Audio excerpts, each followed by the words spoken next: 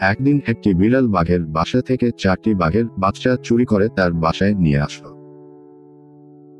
বাঘের বাচ্চাগুলোকে বড় করার জন্য বাচ্চাদের গরুর দুধ চুরি করে খাওয়ালো,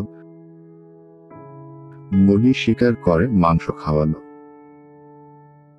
এদিকে বিড়ালের অত্যাচারে পশু সমাজ তার বিরুদ্ধে আন্দোলনে নামলে, এদিকে বাঘের বাচ্চাগুলো ততদিনে বড় হয়ে গেছে এবং তারা বিড়ালকে অন্য সব পশুদের হাত থেকে রক্ষা করল। বিড়াল হলো সমাজের ডন।